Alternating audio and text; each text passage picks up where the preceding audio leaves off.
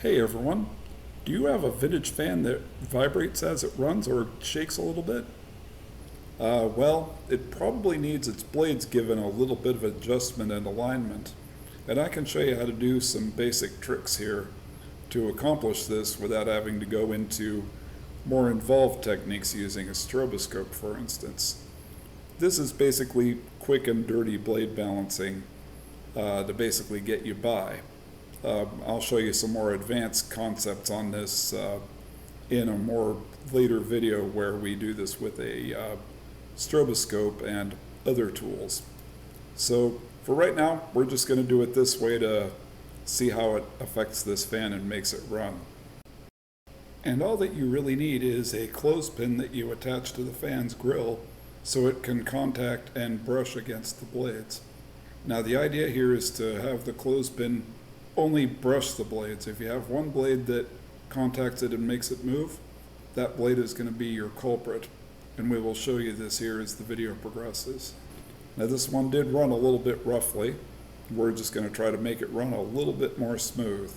So follow along with us and maybe this video can help you pick something up to smoothen up your fan. So hopefully you get something out of this material. It's what we're putting it out here for. And as always, please let me know in the comments if I've left anything out or if you have any questions. And now we'll get on with this. So we're going to move the fan around here and try to get a little bit more of an ideal angle. And I'll try to zoom in here and get you a little bit more of a clear picture of what's going on with this. But the basic idea here is to rotate the fan blades and see if they contact the clothespin. Now the idea is to have all four of them just contact the clothespin lightly without moving it. So we're going to get the clothespin in alignment with this blade here. And we're going to get it kind of so that it lines up.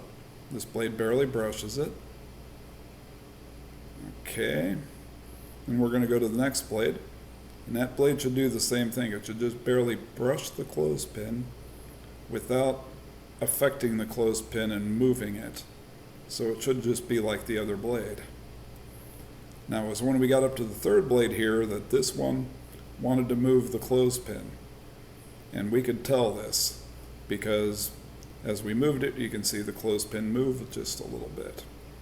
So what that means that we need to do is push this blade forward just a little bit.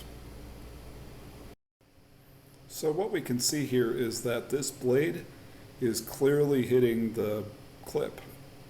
So what we're going to do, yep, you can see it moved the clothespin there. So what we're going to need to do is move this blade forward just a little bit. So what we need to do, we'll come around to the other side of the fan here. Sorry, we booted the camera. Pull out just a little bit. And we're going to push this blade forward. It's not going to be very much. You just want to do this a little bit at a time.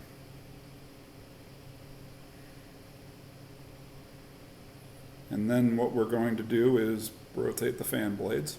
So that one just barely clipped the clothespin. This one seems to just touch it a little bit.